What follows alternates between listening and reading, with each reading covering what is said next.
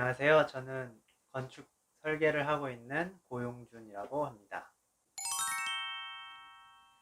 저의 직업은 건축가, 건축사, 건축 설계사, 건축 디자이너 등 많은 용어로 지금 이야기가 되고 있는데, 영어로 하면 아키텍이라고 말할 수 있고, 건축가라고 표현하는 것이 가장 포괄적인 개념으로 생각이 됩니다.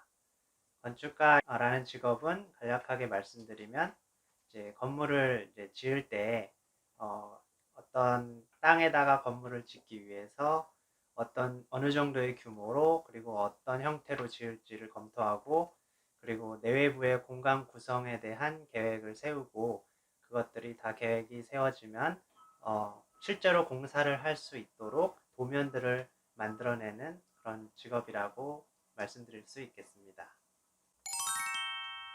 네, 이 일을 시작하면은 처음으로 해야 될 단계는 법규 검토, 규모 검토를 해야 됩니다. 왜냐하면 건축물이라는 거는 내 땅에 내가 마음대로 건물을 지을 수 있는 것이 아니라 굉장히 공공성의 성격을 띠고 있는 것이기 때문에 수많은 법규의 제한을 받고 있어요. 그렇기 때문에 어, 땅에 따라서 지역별로 그리고 어떤 용도를 지을 것인지에 따라서 법규가 굉장히 많이 있기 때문에 그 법규들을 검토하는 과정이 필요하고요.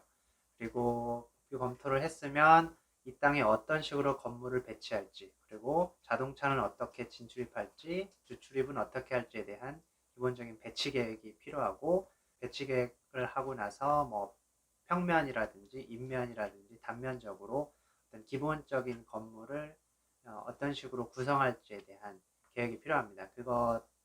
그 정도가 뭐 계획 설계라고 할 수 있는 단계가 되고 이 계획 설계를 다 했으면 기본 구상이 다 된다고 생각이 들고 그 다음에 해야 될 단계는 기본 설계 단계입니다. 기본 설계 단계는 사실은 건물을 이제 지으려면 건축 허가라는 것을 받아야 돼요.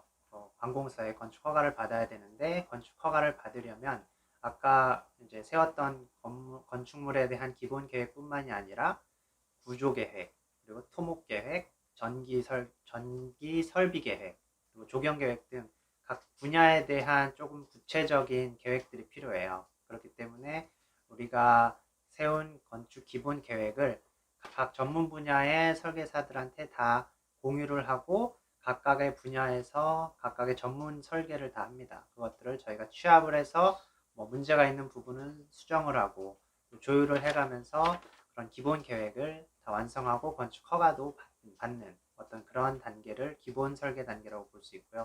기본 설계가 끝나면 실시 설계라는 단계가 필요한데 그것은 실질적으로 공사를 하기 위해서는 아까 기본 설계보다 더 상세한 도면들이 더 필요하거든요. 그러면 내외부적으로 뭐 재료에 대한 상세 설계도 필요하고 그리고 뭐 인테리어 부분에 대한 뭐 화장실 각 실들에 대한 더 구체적인 계획들이 필요하고 그런 도면들 뭐 계단이면 계단에 대한 난간이라든지 뭐 그런 상세한 부분들까지 다 설계가 완료가 돼야 실질적으로 공사를 하기 전에 뭐 견적도 내고 그런 공사를 어떻게 할지 계획을 세울 수가 있어서 그런 실시 설계까지 다 완료가 돼야 어떤 건축 설계 과정이 마무리된다고 생각을 할 수 있겠습니다.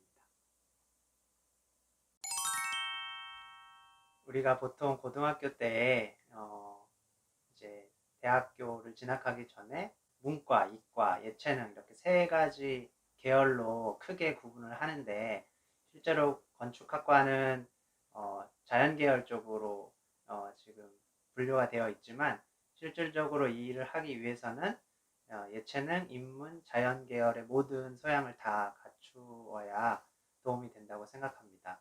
일단은 처음에 내가 한 계획을 건축 계획을 이제 표현하는 것이 굉장히 중요한 부분인데 내가 한 건축 계획을 표현하기 위해서는 스케치로 표현을 하거나 도면을 그려서 표현을 하거나 수시도를 보여주거나 모형을 만들어서 이제 건축주에게 보여주는 과정이 가장 중요합니다. 초반에.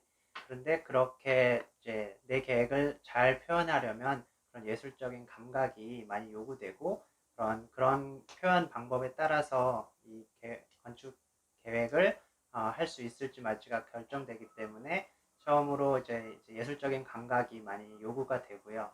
두 번째로 인문적인 감각은 어떻게 보면 내가 한 계획을 사람들에게 설득을 할 수 있어야 되기 때문에 그것이 되게 중요한데, 똑같은 계획을 하더라도 그리고 똑같은 땅에 건물을 이제 계획을 하는 방법은 수많은 이제 대안들이 있거든요. 하나의 정답이 있는 게 아니라 수많은 대안이 있는데, 그 대안 중에서 내가 이렇게 계획을 한 것이 왜 맞는지, 왜 합리적인지를 상대방에게 설득할 수 있어야 되기 때문에 그런 인문적인 능력도 요구가 되고요. 그리고 세 번째로 자연공학적인 능력도 필요한데, 아까 말씀드렸듯이 실질적으로 이 일을 진행을 하면은 많은 수많은 전문 분야, 특히 이제 공학적인 전문 분야들과 협업을 많이 해야 돼요. 그렇기 때문에 어떤 그러한 모든 전문 분야와 의사소통을 하고 결정을 하고 이제 계획을 진행해 나가려면은 그런 공학적인 사고 능력도 필요하다고 생각이 듭니다. 제가 이 직업을 선택하게 된 계기는 갈릴리 교회랑도 관련이 있는데요.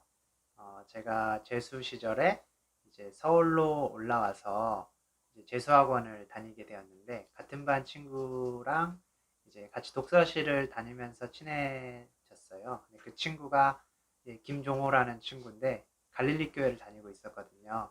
그래서 갈릴리 교회 자기 교회로 같이 가자 해서 제가 재수 시절에 처음 갈릴리 교회 오게 되었는데, 이제 수능이 다가오면서 그 친구랑 이제 진로에 대한 이야기를 하다가 건축학과에 대한 부분을 저한테 얘기를 해주더라고요. 그 건축학과에 가면 미술적인 공부도 하면서 이제 건축 계획도 하는 게 재밌지 않겠냐, 너한테 잘 맞을 것 같다라고 얘기를 해주어서 그 얘기를 들었을 때 뭔가 마음에 와닿았고, 저희 할아버지나 작은 아버지도 이 일을 했었고, 그래서 이제 이 과로 진학을 하게 되었습니다.